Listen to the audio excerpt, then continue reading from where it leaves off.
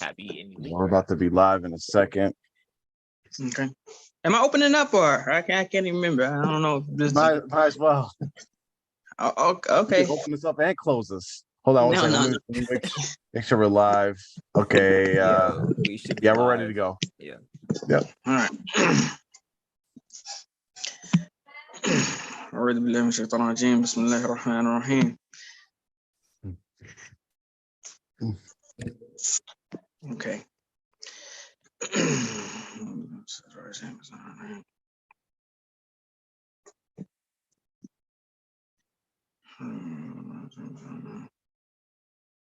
Hey, who's open? Am I open up?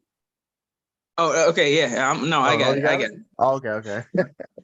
أعوذ بالله من الشيطان الرجيم بسم الله الرحمن الرحيم. ومن آياته أن خلقكم من تراب ثم إذا أنتم بشر تنتشرون ومن آياته أن خلق لكم من أنفسكم أزواجا لتسكنوا إليها وجعل بينكم مودة ورحمة إن في ذلك لآيات لقوم يتفكرون ومن آياته خلق السماوات والأرض واختلاف ألسنتكم وألوانكم إن في ذلك لآيات للعالمين. Allah says in Surah Ar-Rum that from his signs is that he created you خلقكم من تراب from the earth, from dirt. Then you were people that were dispersing throughout the earth, and from his signs is that he created you from yourselves من أنفسكم أزواجا, mates, that so that you may find tranquility in them, and he placed between you affection and mercy, and indeed in that are signs for people who give thought. And from his signs and of his signs is the creation of the heavens and the earth and the diversity of your languages and your colors. Indeed in that are signs for those of knowledge. And these ayahs are from Surah Ar-Rum, in which they are probably recited at probably 99% of the weddings that take place in the Muslim world. And the main part that is focused on is when Allah says that وَمِنْ آيَاتِهِ أَنَ خَلَقَ لَكُم مِّنْ أَنفُسِكُمْ أَزْوَاجًا لِتَسْكُنُوا إِلَيْهَا وَجَعَلَ بَيْنَكُم مَّوَدَّةً وَرَحْمَةً ذَلِكَ لِآيَاتٍ لِقَوْمٍ يَتَفَكَّرُونَ. And of his signs is that he created for you from yourselves. It's like Adam alayhi salam was he was created first, then from him, from his rib was created his wife, his mate. So when Allah alludes to that or says that he created you from yourselves, mates, that you may find what? Tranquility in them, and he placed between you affection and mercy. And usually when people are getting married, this is something that is expected. It's a reason why people get married, because they want the affection and the love and these things between them, and they hope to grow together, and they always plan to stay together forever. But as we know, it doesn't always work out. So as we look forward to this show, it will have to do with how you select a spouse, because everyone is looking for these type of things, but how to not only get that love and the affection, the mercy and the tranquility in your relationship and in your home, and not just in the beginning, not just for the first night or the first week or until the first fight, but for for a lifetime, inshallah. So in doing that, some of the ways we're going to try to look at how a person can best put themselves in the best position to do that. And one of the things that we're going to cover is the write-up by Sheikh Al-Uthaymeen about the 7 women who you should not marry. Hopefully no one gets triggered too much, because there will be something for the men as well. But right now, 7 women who you should not marry. And we should keep in mind these things as we've been dealing with the cults and dealing with how the families are broken apart. it starts here. It starts with the marriages, and a strong marriage and a strong spouse with you is one of the best defenses against a family being broken apart, or them being led astray, or being misguided by a cult or a deviant teacher, or the society at large. So allow us to not only to have righteous husbands and wives, but also to maintain those relationships in the best way.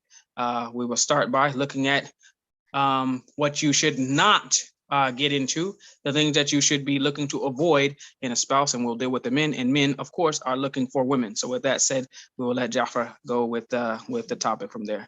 All right, assalamu alaikum. Real quick, Amr, can you pull up I put a pictogram of the schedule, the fall schedule in the chat room. Yes. Are you able to pull that up? 1 second, I got you. We are going to be changing our format a little bit for our show. We are not going to be doing every week anymore, but we will be open to doing pop-up shows when needed. But we're going to be doing every other Thursday, inshallah, and we're going to try to put out our schedules for each season ahead of time. So right now we're in the fall season. Today is Monday. A special show on Monday. We're doing the 7 women not to marry, along with other topics related to marriage, directed at the women's side of things. And this Thursday, our next 2 Thursdays from now, we're not going to leave the men alone. We're going to talk about the men not to marry. So we're going to talk about that. Then we're going to also, in October, we're going to talk about the emasculation of men, particularly in like cult type settings. Then we're going to talk about sihr, magic, signs of magic, different things to look out for and be aware of. Then we're in November, we're going to talk about living on a cult compound. For the people that do not know what it's like to live in these sort of situations. Then we're going to end the fall schedule with talking about the wisdom or lack thereof of banning cell phones, electronics, and social media within communities or even like within family settings. So we're going to talk about that. So again, it's going to be every other Thursday at 9:30 p.m. Eastern time. If we do a pop-up show, we'll try to give you guys as much notice as possible. So with that, we're going to jump right into the 7 women not to marry. And we put out this article written, and the article wasn't written by, I don't think it was written by Sheikh Uthaymeen, but it was extracted from a book from his. He had a short book called what is it called? It was called, it's like a concise manual of marriage by Sheikh Uthaymeen. And in it, or from it, someone has extracted a listing of 7 types of women that Muslim men should avoid marrying. And are we able to pull that up? Yes, we are. 1 second. Did you make your pick yet? Yeah, I have a whole team, Jaffer, already drafted, ready to go. Okay, nice. But so these are the 7 women not to marry. We have to list out, obviously, Jaffer said. So we have the women. So the first one is the woman who whines, moans, and complains and ties a band around her head all the time, i.e. complains of headache or some illness, but in reality, she is not sick. Rather, she is faking. So she's faking injuries. I'm not. That's called a hypochondriac, right? Yeah. Okay. And or like for a lot of women today, like they have a coffee diet, so they haven't had food. So it's probably why they have headaches. So maybe you need to get a better diet going on. The woman who bestows favors, gifts, etc. upon her husband, then at the time or the future says, I did such and such for you, or on your behalf, or because of you. So she just like throws the favors back in your face, like, oh, remember when I gave you this, that, or the third. The woman who yearns or craves for her former husband or children of the former husband. Kayatul Khafa, the woman who has a brand mark on the nape of her neck, i.e. has a bad reputation or doubts about her. El Hadaha, the woman who casts her eyes at things, always looking to purchase, always looking for something to purchase, then desires it and requires her husband to buy it, no matter what.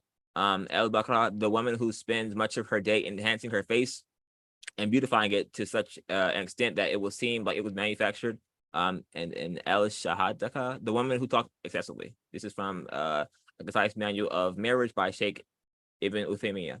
All right. Okay. So what we could do is kind of just go down each one. So the first one is, what was the name of it again? Let's see. Anah or something, or Anah. It was the El Anana, the woman who whines, basically the hypochondriac, the woman that whines, complains about being injured or sick, and really is nothing wrong with her. So what I try to do is, because one thing is, which I didn't like about the articles, it didn't come with like some Quran or Hadith or examples from there to kind of like support what it was saying. So it's I think it's a good list to kind of start from, but I try to look more into each one of these. So with the first one, what I was thinking is, so someone that's like a hypochondriac, and what is that really, a hypochondriac really doing? And Amr probably could give us more insight on this, but to me, it's like someone that is constantly craving some sort of attention, always like looking to be the victim in the situation. And also somebody, because if they're not really sick or whatever, someone that's willing to lie to actually get that attention. So if you encounter someone like that, you could put that person in those situations, and when it comes down to it, they are going to look out for themselves. They're going to be involved in all types of drama. I think these are the type of people that are going to be like what they call nowadays toxic, right? Whenever there's some kind of negativity or drama going on, they're right in the middle of it, spreading rumors, gossiping, and these sorts of things. That's what I kind of drew from it, So like I know like especially a lot of men, women have all types of physical things they have to deal with that, alhamdulillah, we don't have to deal with. And sometimes we're insensitive to that. So we may say, oh, you're just being hypochondriac, but they actually do have some things going on. But I when you run into these people, they stand out, very easily, because no matter what, there's always something going on with them. And I also looked at it like there's these people that I call them, they're one-uppers. So like when you come into a situation, you just walk into the room, they always make themselves the center of the conversation, right? Someone could be telling a story like, hey man, I went to Niagara Falls, and I seen a fish fall over the waterfall. Oh yeah, I went to Niagara Falls, and I seen a fish jump over, and then it caught a frog. Then the eagle caught the fish in the air. You're like, wait, what? Like, it's my story, dude. Like, these are the type of people that they are. So you have to just be wary about that, and like that's a quality, if you could pick that out before you're marrying somebody, that you would want to stay away from. Okay. Yeah, and it's I think it would be hard to figure that out. I mean, of course, we don't do the dating thing. We don't date, but it would be kind of hard to figure that out without at least either getting to know the person pretty well and having some conversations that kind of are a little bit more wide ranging. That way, when you start to see the same type of a thing come up in different conversations about different topics on different issues and in different situations, then you can do it. But I would say one of the best ways, and this is probably a reoccurring thing, I think one of the best ways is definitely marrying someone that or someone who is like within your community or circle. Or if you can't do that, it's not the best thing to avoid falling into this, because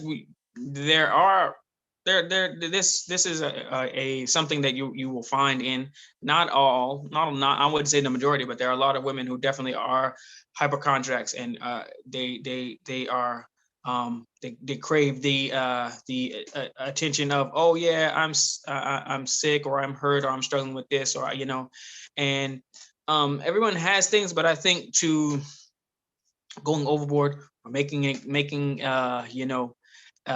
excuses for, well, I was sick all the time for being able to do things that on an everyday basis, people are normally able to do. You know, if you say, oh, you know, if you're talking to a young lady about marriage, and maybe she's saying that, yeah, you know, I was sick, or I had this or that and other, and that's why I didn't do or wasn't able to do what she set out to do, something or like that. That would be a or at least a reason for pause to look into it further. But to me, I would say that, and just because we definitely respect the sheikh, but I don't think this is a reason that if the woman could possibly be a hypochondriac. Deal I don't breaker. think necessarily that's a deal breaker. For me, it ain't, but it's something to definitely be aware of. Yeah. A hypochondriac can only really affect you or the situation if you let them. You know, I mean, at the end of the day, you could, you know, if you want to complain, you can complain to yourself. But I mean, Well, no, let me not do that. But what I'm saying is that in this number one, I would think that this is one of a possible character trait that you should that definitely would be a negative.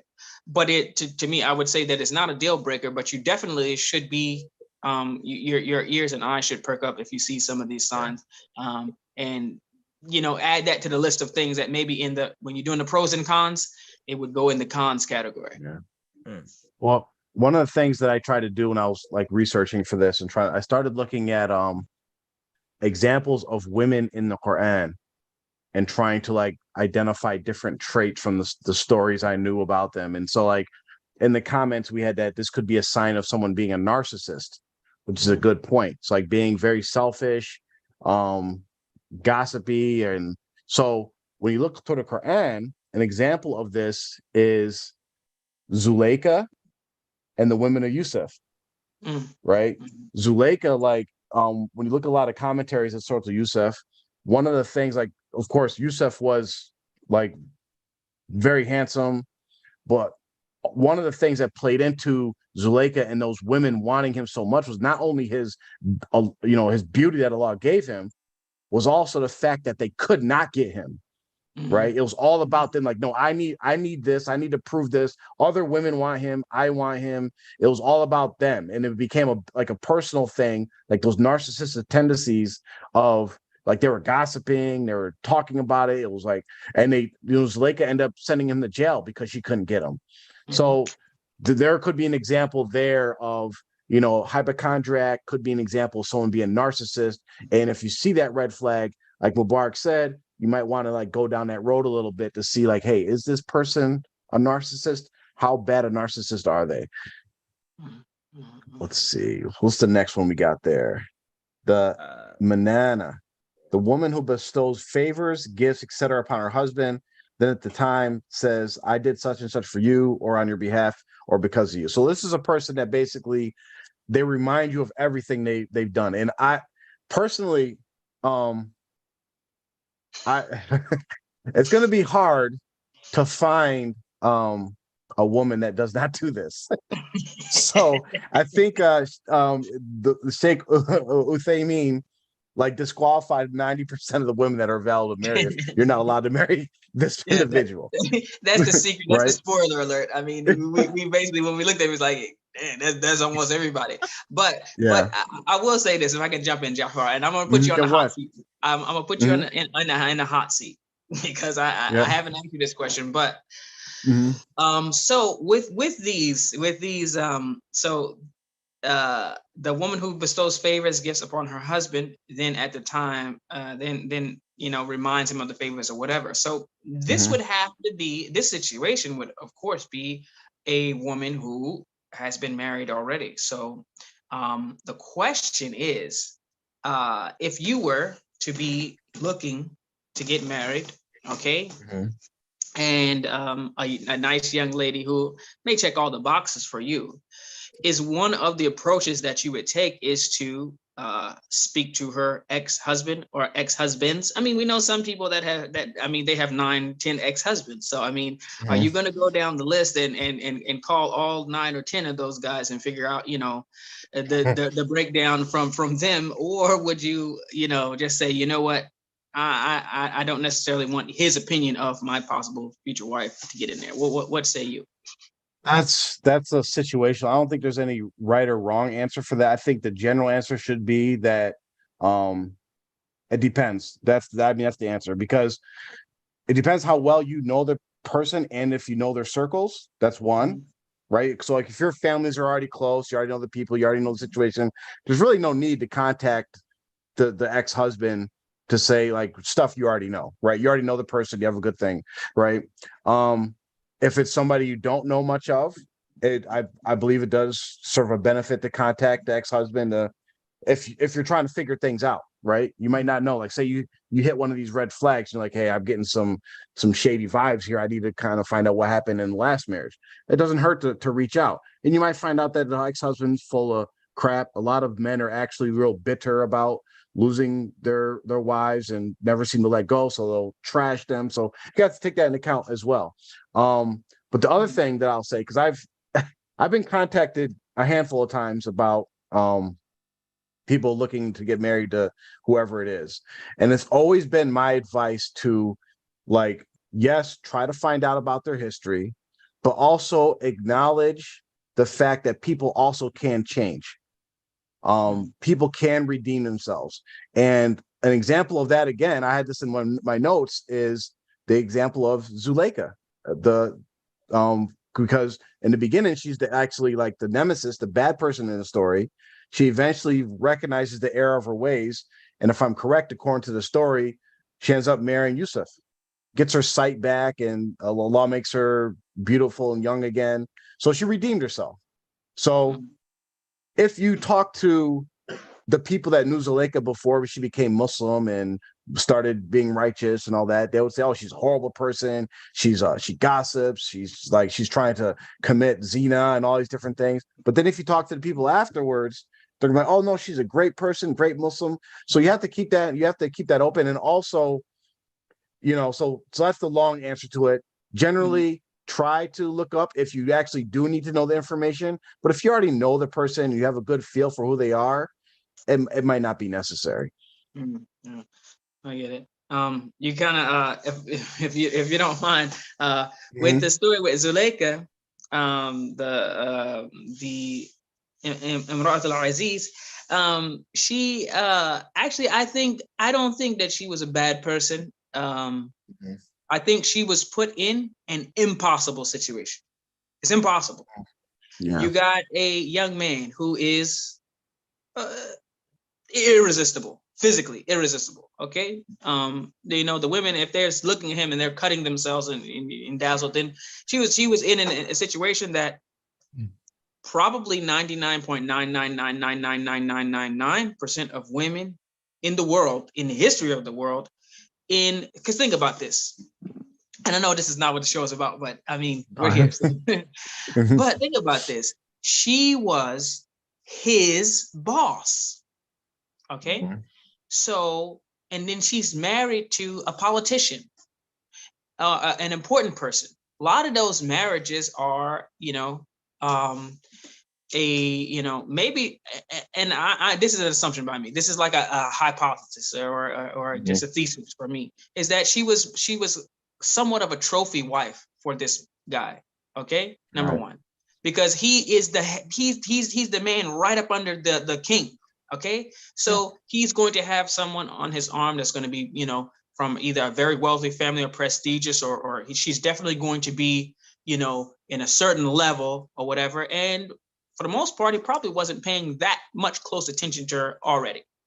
And the marriage probably wasn't one that was, out of, some whirlwind romance or whatever. That's what I'm assuming. So here you have Yusuf, who grows up in her home, who is extremely handsome, very respectful, extremely smart. Allah said, وَآتَيْنَاهُ حُكْمًا وَعِلْمًا. We gave him wisdom and knowledge. He had everything. He was the total package. Yep. Absolutely gorgeous, perfect. And here she is with a politician who's probably always gone, always doing whatever, doing his own thing, really. And then she's the trophy wife here. So when she says, Yusuf, sit down and let me talk to you about XYZ, about my day, he's sitting there listening to her and giving her some feedback or whatever the case may be. So she fell in love with this guy. Not this guy, just anything, but with the messenger, she fell in love with him. And then she got to the point where she literally just lost her mind, and now she's to the point in the surah when she says, "Call it hey talak, hey you come here," basically like let's get it on. That's it. She had locked all the doors. She set him up. But think about it. Before that, how many times had she probably tried to set up the situation or scenario in which, there was an opportunity and he wasn't falling for it, which made it worse. It like literally just like was probably drove her Probably put him in insane. so many different situations that every other man would fall for, like years ago. And the thing is, all the doors are locked and he's literally running from her to where his shirt is getting torn from the back. But the point is, I look at that. I don't see her as like in such a blameworthy situation. Is that she's put in a situation that's almost impossible. She's the wife of the second highest person. She can't even really be really seen. And they actually in the surah they teased her kind of about, they said, oh, she's fallen in love with her. She's violently in love with her servant. But they hadn't seen him. And so the thing is, it is, to me, it's it was an impossible situation. It was a possible situation for her. But that's actually this actually touches on another important part, like, because so you asked, like, should you call the ex-husbands? And this kind of bleeds into another situation where you have to know who you're getting advice from, right? Because so you should only get advice from people that are trustworthy, that you believe are trustworthy, that you're actually going to listen to their advice, right? So if you don't really trust that person, and here's the reality, let's be pragmatic about it. If you don't know this person, you don't trust this person, and you pretty much probably already know whether you want to marry this person or not. If this person tells you something you don't want to hear, you're probably like, he's just bitter. So you're going to go do what you want to do anyway, right? So just know who you're getting advice from. And, if you don't trust the people or you're not going to listen to them, it doesn't actually make it worth the call anyway. Just, so there's that.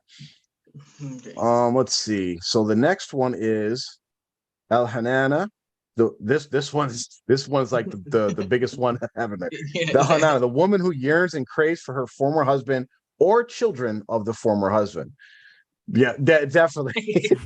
Get her up out of there.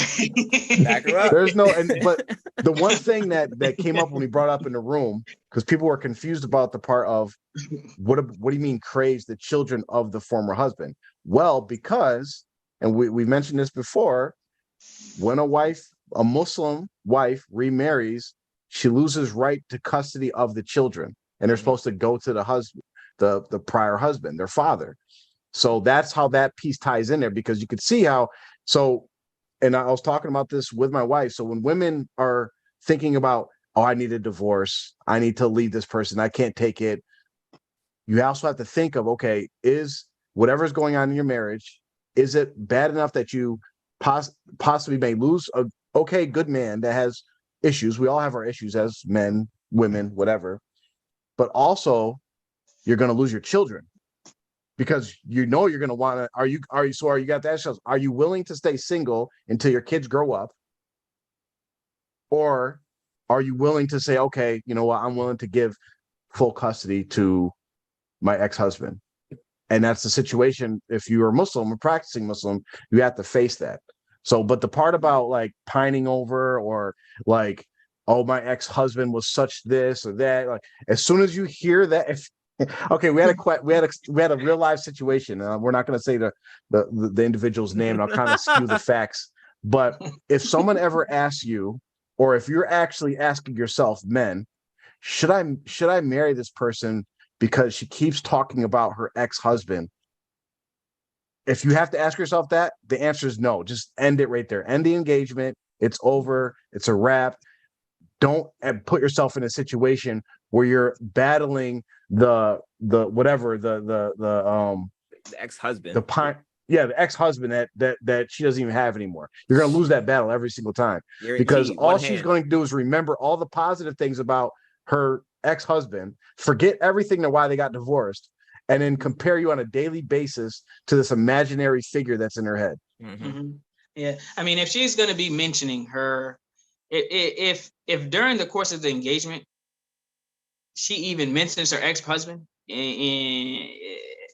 mean, unless you bring it up, yeah, get her out of there. Yeah. I mean, you really, because it is a unless he's deceased, he could be deceased. yeah. We'll put that caveat I mean, in there. yeah. We'll put that in But there. because it also as our friend Hussein always says, you got to be able to read the room.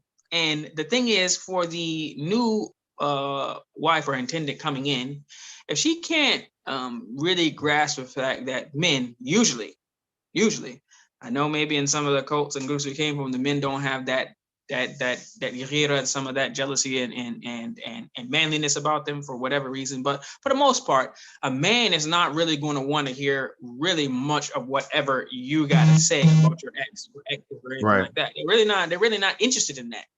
I mean, they know that you've been married before, whatever, great. They already know that going in, but they're not trying to hear about, well, he used to do that, and other, and I hope you do that too. He used to, always blah, blah, blah. So I hope you also are, doing it. Well, no, I mean, at that rate, at that point in time, this is a person that really is not really aware of how to, the psyche, the mentality of a man, and probably she's going to struggle if she's already not able to grasp that at that point in time. She's probably going to struggle during, because as Jafar said, as soon as you make because you're going to be less than perfect, even it could cut a point. Well, my old husband Amr used to take the trash out every night, and you're not taking it out every night. I never had to ask Amr to take out the trash. He always was taking out the trash before it was always out. You know what I mean? Or Amr always cooked for me. I mean, he always got up and cooked breakfast for me. I didn't have to cook. Now you want things like that. It's like you should not if you haven't married the person, then you definitely should take some pause. If you are married to a person, and I'm dead serious. If you are married to a person that consistently mentions and praises their ex, then you should be constantly and consistently be preparing yourself to get rid of that person. I mean, that's what you should be doing. I mean, sometimes there's kids involved in things, and where you kind of have to just endure the situation because you don't want to lose your kids, because that would happen. And so I'm not saying, well, someone should just run off, but really that's a situation where your wife is not 100% committed to you. She's there for convenience. And if she could replace you or trade you up or trade you out, upgrade you for her ex or any of the other one, she would do it in a heartbeat. And the one thing that you need in a wife is you need loyalty. You need them to really be in your corner. Your wife is going to be the closest person to you. She's going to know all of your secrets. She's going to really, she's going to, really have the keys to the castle and the kingdom.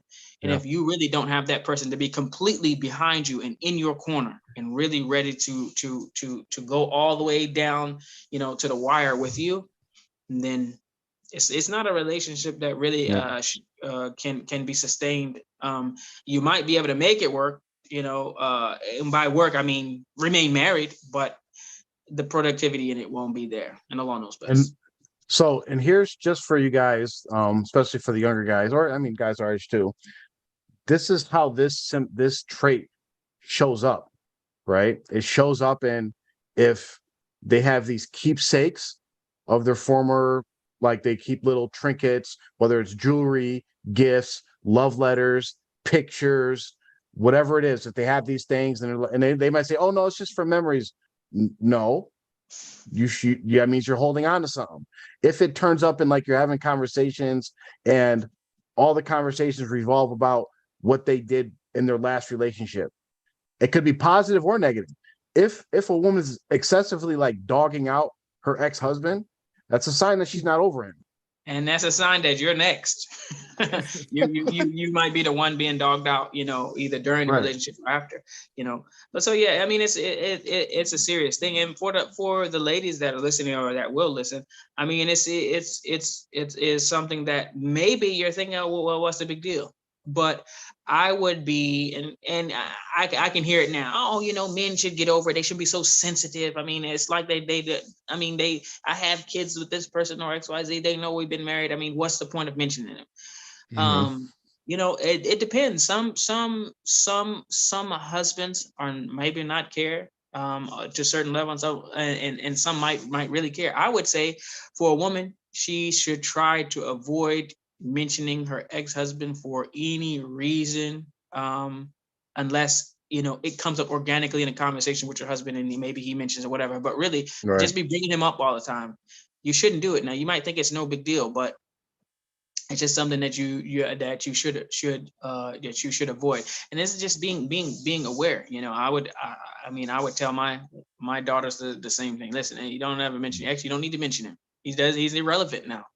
Your focus and your attention is on your new husband, and really he ain't trying to hear nothing about what he did or does, or I mean, especially if you doesn't know him or whatever. It's not going to be relevant to the situation at all. But some women Yep. are tone deaf, and they don't see that side of things, and it may have to do with culture. Sometimes American culture, especially if they come from a background where they weren't Muslim, or they were in a situation where it's like it's no big deal. Yeah. Exes Mhm. are everywhere. But and not even necessarily exes. They're just people that you slept with or whatever, that are just around. Mhm. But it's something to be mindful of. I would say, Yeah. in short, try not to mention your ex-husband at all unless you really need to. Yeah. So the fourth one is the woman who has a bad reputation or doubts about her. And this is a tough one, especially in the society we live in today, and depending on what point you're actually getting married. So definitely, if you're young and you're getting married, like you're just starting off your lives, you definitely should keep this like in your forefront. Um, when you get a little older, it depends, because you could be marrying someone who just took their shahada. You could be marrying someone that is maybe ignorant of the deen and just now starting to practice their deen. You never know. We all have skeletons in our closet. We all have things that we like to forget about our history. Um, but this is something you should keep in mind. And I think for me, the most important thing out of this advice is to look at where the person is right now, right? Someone who just right. So if say you have a lady has a very, let's take the extreme example. You have she was a stripper last night. She came to the masjid and she took her shahada on Juma. You don't marry her on Saturday, right? Yeah, because you let the person show that they have changed and changed their life, and they are no longer upon how they used to act in the past. That's kind of what I got of it. But it's difficult nowadays because Uh, it's hard. yeah. I would say I would take a little bit of a different angle to it. It Mhm. depends on where the man is in their life, because let me just say, women are, I don't want to say women are just opportunists, but women should be very opportunistic. I mean, they should look for the best possible opportunity that they can get, the best man that they can get. If he's younger, if he's older, his earning potential, his whatever, they should look for the best opportunity, period. Mhm. Regardless of what their reputation is, they shouldn't worry about none of that. What they should be looking for is to get in a relationship with the best man possible. But for the man, you have to be looking at what you're needing. Okay. And a friend of mine was even helping me to understand some of these concepts, because I was solidly in one camp of a person should never really deal with any woman who has too much of a history, or one way or other. But I'm saying for the young man who is, maybe this is their first marriage, or they're looking for a long-term partner. They're really looking for their Mhm. main squeeze. All right, they're looking for their partner. They don't have a wife, or they've never been married. Then for them, a woman with a reputation, for me, that reputation, if it means an abundance of former intimate partners, then what he may run into is a a a struggle to really connect in a way that you would with someone who you were there are there first, uh, or someone who really hasn't had a lot of sexual partners. Why? Because and there's literature on this that say that for a woman, and this is the one of the biggest reasons why women really have to protect themselves, whether they're and sometimes people think, well, I'm young and I'm going to do whatever I want, and then when I get older I'll get married. It's going to make it difficult for you to bond with your husband, with your partner, if you've had a lot of sexual partners. I think they say once you start getting up into more than 5 or 6 for a woman, it decreases your ability to pair bond. So it's harder for you to really attach yourself to a man and have that, some of that clinginess and some of that really, some of that that glue or whatever that really sticks you to a man and say, man, she's just stuck to him, man. That Allah has put that and given that to women, and it helps them. It's beneficial. Too much of it, it might be overboard, but it's beneficial. But the woman who has had, like, for maybe a prostitute or something like that, she's had hundreds or maybe even thousands of sexual partners. It will be that type of attachment that you get from being in an intimate relationship with someone. The physical part of it will not be there, and so you will actually be the providing the other things, that security, that manliness, that discipline, that the roof over their head in a stable environment. And that's what she will be attaching to more so. So it is something for the young man. You might be wanting or feeling like that part of that intimate attachment is missing. And most likely, I mean, if we're being real, if a woman has had 1,000 sexual partners, you are not going to be the best. You're not going to be the best at, unless you're in some sort of higher echelon of men. But just being real, I mean, if we're being real, you're probably not going to be, in the 99th percentile of the people who can push her buttons in the way that she likes her buttons pushed. So you have to think about that. Well, here's the thing. So you mentioned like the studies on that, like pair bonding, right? And there's the statistics are crazy. Like once you increase like sexual partners for a woman, the chances of divorce are like almost guaranteed, right? And then the thing is like it's like even if you are that guy, right? Fit intimate in intimacy, right? You are that guy, right? You are the best out of all the hundreds of guys she's been with. You still won't be, because the way that we process things differently, the woman naturally will be comparing you to every single person that she has ever been with. Every single person will be a constant comparison, and this is why the relationships end. So that's like, it's a real thing. It's not like just like, some kind of male ego thing. This is a real thing. So, and this is why when you look at it, and it just dawned in my mind when you were talking about it, when you look at these rich 90-year-old guys that have money and all these other things, and they get with like these Playboy bunnies, is because these women don't need that physical intimacy anymore, and they get provided everything else. They get conversations, they get security, money, all these different things that fulfills them, because it doesn't matter who the man is, they're not going to fulfill that physical intimacy part of the relationship for them. So yeah. So that's what I say. So for the young man, that's something that you really have to think about, and you really have to talk to someone, who's been married before, someone who's older, and really, if you're looking at maybe, a person could be, in their early 20s, you're right, and there's a 40-year-old woman with 6 children and 4 ex-husbands, but she's still beautiful. I mean, just really can compete on that level. And you've seen them before. They're like, wow, she's still got it going on. But the baggage is enormous. right? So that young man who's never been married before, he hasn't even had a girlfriend, he doesn't really stand a chance. He really doesn't stand a chance of being that, as far as, I don't want to say doesn't stand a chance, but it's going to be, it's most likely would be a struggle.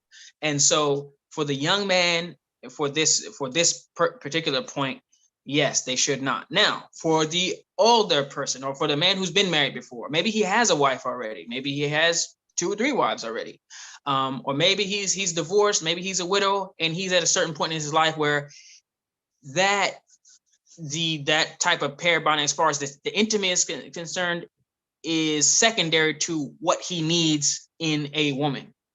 Maybe he might need someone who can help him manage his business or run his home, or to meet him on an intellectual level, to be a partner intellectually, or to be a partner in certain areas in their life that they're at. So that is not going to be as important.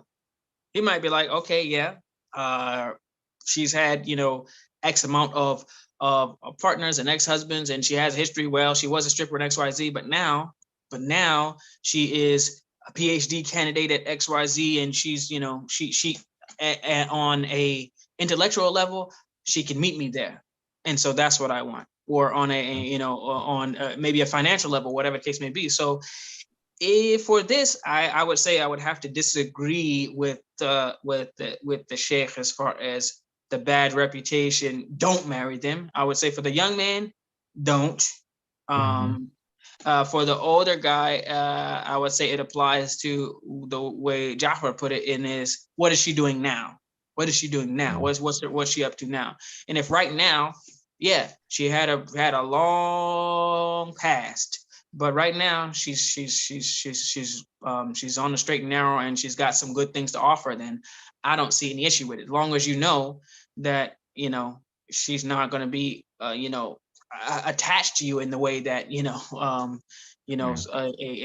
a woman without as much baggage would be. And Allah knows best. I just wanted to run through these last 3 pretty quickly. So the first one we have, or the fifth one, we have the woman who basically, when she sees stuff, she wants to buy it. She wants her husband to get it for her no matter what. And I think the key here was when he said no matter what. Yeah. And this kind of goes into like, that she wants the nice house, she wants the nice car, she wants the Louis Vuitton bag, she wants the whatever, I don't know, designer stuff. That's Louis Vuitton, Gucci, whatever, all these different things, no matter what. Take out credit cards, get debt, take riba, do whatever you got to do to get me this stuff. Open up the convenience store, sell alcohol, right? Do whatever you got to do to make sure you get me these things. I think that's the key out of it. As far as like just women that like materialistic things, I think that's just a trait that most women have naturally. This is what they do. Yeah, that's everybody. And if you find a woman who doesn't who doesn't have that, let me know. And then she's single, right? Yeah. All right. So 6 is El Baraka, and the woman who spends much of her day enhancing her face and beautifying it to such an extent that will seem like it was manufactured. So this is actually very applicable to nowadays when you see those crazy makeup tutorials where people just transform themselves. You got now all the cosmetic surgeries, people coming out with snuffleupagus eyelashes, and like this is what is now today's society. So it's actually very relevant. And I'll give you, this is for the women, not for the men. Most men that I talk to, all the men talk to, any real man, I would say, hates this crap.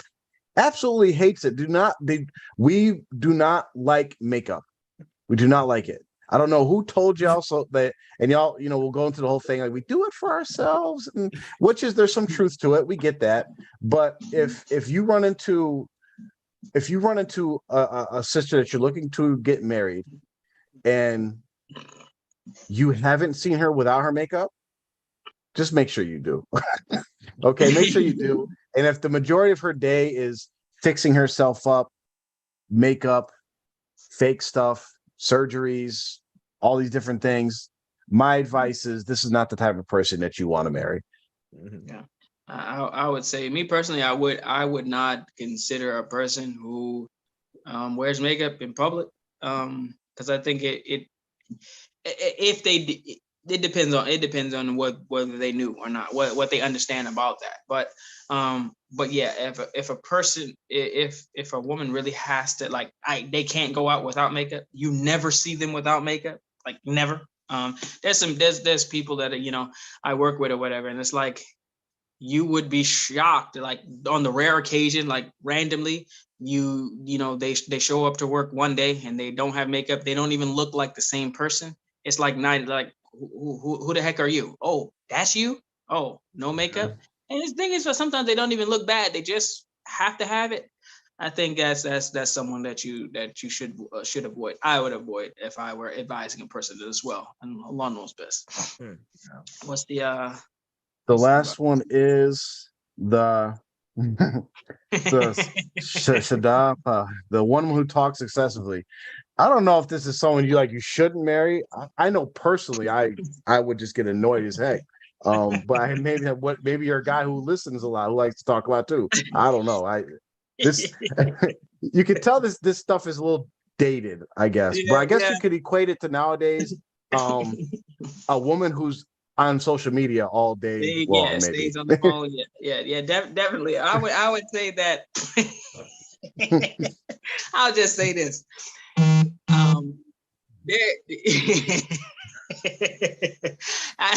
I know. Let me put some distance between this. So I know a few brothers who were getting married, and every one of them, when they got married to their wife, or when they were courting their wife said, "I don't talk a lot. I don't like to talk. I don't like to talk." Some even say, I am an introvert. I don't talk. Mm-hmm. And in discussing with the brother said this is what he was looking for, and he liked it so much that he wanted to marry the woman just because she said, "I don't talk, and I don't like to talk. I like to keep quiet 99% of the time." And in talking to the brother after he married her, he said this was not the case. She runs her mouth constantly. And then, He got scammed. And another brother also, his wife told him that she does not like to talk either, even during the courting process. And after they got married, she runs her mouth constantly, even when he's trying to sleep. And at other times, whatever, just talk. So I would say that, may Allah bless you, aren't they mean? But like I said with the other topic, if you find a woman who does not talk excessively, let me know. I gotta take the misogyny off the show a little bit. Okay, so Misogyny off the show. It's okay to me. It's okay if your spouse talks. Some guys don't like that. That's fine. But for guys that have, for men who have not been married yet, one, you and your wife are become the closest. You'll be best friends. Mm-hmm. So, and if you're doing it properly, your wife's not going to have any other male friends besides you. Okay. And we already know how female interactions are, right? We're not going to go down that road. They can have their own show about female friendship and all that stuff. Yeah. So just be prepared when you get married that your wife's going to come to you with everything and anything, because there's really no one else that she's going to have to come to. So especially when you're first married, be prepared when you come home from work. You just got done working out, you maybe like played ball with the boys, you're tired, take a shower, get in bed, and you just want to go to sleep. And you feel that little, hey, and then you get like a whole hour conversation. Just be prepared for that. You're going to get that. No, I would say, and so this is the thing. It's not about the talking or even the excessive talking. It's more so knowing when to talk. Okay, it's like this. If your husband or significant other is watching the NBA finals, for instance, or something like that, he's not going to be interested in having a conversation with you about anything. Probably not even the NBA finals, because unless you are an avid hooper and someone who also watches the NBA, then whatever you're going to be talking about is really not going to be of interest to him, you know. Things like that, knowing that, okay, in this scenario, I mean, it's not really talking. If your husband seems like he's very tired and he wants to sleep, that is not the time to drum up a conversation about the issue that you had with your mom. And my mom made me cry today, and let me tell you about it. I mean, I get it. You want to get that off your chest. And sometimes as a husband, you got to be like, all right, I'll suck it up and do it. But if you know that he needs to be doing something else at that point in time, I mean, even sometimes you will be about to takbir, about to pray, and just yakking. I'm like, yo. Oh, I love Mubarak. I'll just have to put a disclaimer: Mubarak does not represent all of R2F. Exactly. But no, I think, but that is a good point of knowing when, because like I think a key for like all men, for women, this is advice for you guys. If a man just comes like home from like work, do not bombard him with like, I know like you love your husband, you're happy to see him after he's been gone all day or whatever, or the kids have been annoying you and you want to like, there has to be a transition, right? So like when a man comes home, give him his space, let him decompress, let him process the day, let him get that off his shoulders, then come and start, hit him with all the stuff you've been waiting to hit him with all day. Because I think that's like a golden rule for all men, because a lot of times women make the mistake of, and I'm pretty sure we make the same mistake for men that have women who work or go to school or whatever. As soon as we get home and all of a sudden like, get your kids, deal with your kids. Oh, did you happen today? Oh yeah, no, I need you to fix this. This ain't working no more. Okay, can you run back to the store? Like, give us 10-15 minutes to relax. It's just you gotta read the room. I mean, literally. I mean, if you're praying and as soon as you assalamu alaikum warahmatullah, someone starts talking about just something just that happened today, just immediately, it's like, yo, let's do some adhkar. Let's but sometimes it's not even it's just, listen, that to me, that is what I call excessive talking. And there's plenty of other things. I would just say this. I mean, if we're being real, maybe this part of the show go on like when we do Patreon or something where we can give people the real deal. But there definitely, but there definitely are sometimes the scenarios that it's really not time to have deep conversations about your day and relationships with your, and other things or whatever, what's going on. And sometimes there doesn't really require any talking, and there shouldn't be. Otherwise, you might spoil the fun. So some women need to know that, hey, listen, man, at this time, maybe I really want to tell my husband about this thing XYZ. Think about the scenario in which you are in, and you got to know that this ain't the time. maybe in a little bit. Yeah, we need a membership account to talk about those. Oh man.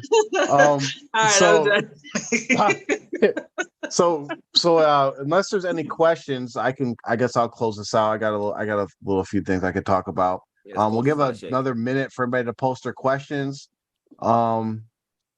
Let's see. We had Michael L say, I don't believe in most cases a brother would reach out to an ex-husband for background. Some cases it was in the works already. Okay, but no questions. I don't believe. Yes, none at all. Mashallah. Okay, so alhamdulillah. So real quick, I just did a little quick analysis, and when I was doing, I was actually, I was like, if I had time, I would like to do a full analysis with all the ayats, and I was just looking at women of the Quran. And I'll preface this with this, is that we started to show off with women that that you shouldn't marry, but we didn't really get into specifically the women that you should marry, or things to look in positive qualities to look at in women. So real quick, just from the Quran, and you could do this yourself. Just go look up, you can Google women of the Quran, and it'll give you all the ayats that different women appear in the Quran. You could look at them, look at the background of their stories, and see what you can learn from them. So as far as negative characteristics, I found 7 negative characteristics. One of the characteristics of in the Quran of women in the Quran was women that support sin. Women that support sin. And you see that in stories with, for instance, with Hawa alayhi salam, where she engaged in eating the apple or the forbidden fruit with Adam. And it's not like the Christian sense where we blame Hawa or whatever, but they both engaged into sin at the same time. We see, and this is not putting these people all in the same category, it's just examples that we can get from it. We have Abu Lahab's wife, who was an evil person, just like Abu Lahab, and she helped him, insult or, annoy Prophet Muhammad sallallahu alaihi wasallam, and she's in the Quran. You have the and the example of, you also have the wife of Noah, and you have the wife of Lut, right? Who they support and supported, identified with the people of sin. You have another negative characteristic is being attached or identify with the people, with disbelievers, and those are the wife of Noah and the wife of Lut. I mean, remember, they were punished because they still identified with the people that were upon sin. And of course, the number one negative factor is just disbelief. So you have that as well. Gossiping, competing with other women, being flirtatious. Those are all examples that you can see with the women in Yusuf, whether it be the women of society or Zuleika herself. And you don't want a woman that intermingles with men. And you can see that in the reverse side of the wife of Moses. If you know anything about her story, where like she wouldn't approach the well, they wouldn't approach the well, her and her sisters, because the men were around the well and they wouldn't go to it. And Moses had to go and clear the men out basically so they can get water for their animals. Some positive characteristics, and I'll go from the smallest to the greatest, and I'll end with the hadith, is you want a lady or a wife that honors and respects her father. Honors and respects her fathers. You want a woman that puts her trust in Allah. You want a woman that is going to, if you have children or if you plan on having children, that they know how to treat children well, right? How will they treat your children if they're not their real mother, if they're going to be like a stepmother? How do they treat their current children?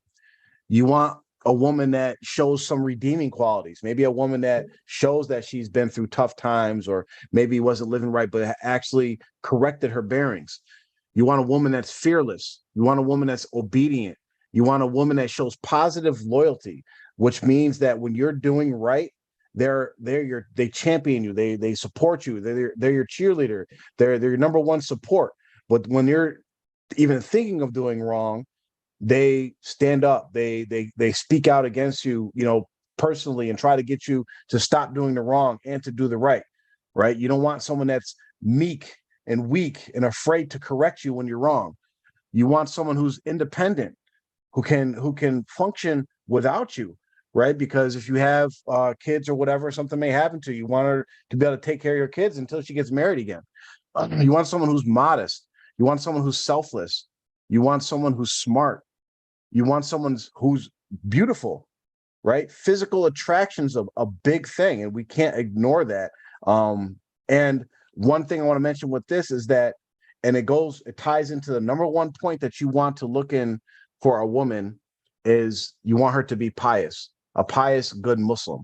And when a woman encompasses these other things, especially piety, it actually increases the beauty, right? You can have someone who, if you want to go on a scale of 1 to 10, you can have someone who, without anything else, just looks is a 5, just an average woman. But the more pious she is, the more modest she is, the more loyal she is, the more obedient she is, she'll be a 10 on the scale at the end of the day. So with that, I'll end with this hadith, and we should also take benefit from it as men. Because everything that we need to know is in the Quran and the Sunnah. We just have to look for it and know how to find it. Is that Rasulullah sallallahu alaihi wasallam said, and this is in Sahih Muslim, he said that a woman is married for her deen, her wealth, or her beauty. And then he continued and said, you must go for the one with deen. May your hands be in the dust. That means like you should take heed to this advice. Deen is the most important thing that you should marry for. So if you have your little list of qualities that you're looking for a wife and your non-negotiables, your deal breakers and all that, piety, good Muslim, Aqidah, following the Quran and the Sunnah should be number one on your list. Because no matter what, if they fill all the other check boxes and they don't fill the checkbox of being a pious, good Muslim, you're in for a long ride, and Allah knows best if the marriage will be successful. So with that, join us in a couple of weeks. I believe we will be on September 22nd, Thursday at 9:30, which we're gonna go in. We went in on the ladies today, and we're gonna go in on the men the next show. We're gonna balance it out. So assalamu alaikum wa rahmatullahi wa barakatuh. Wa alaikum assalam.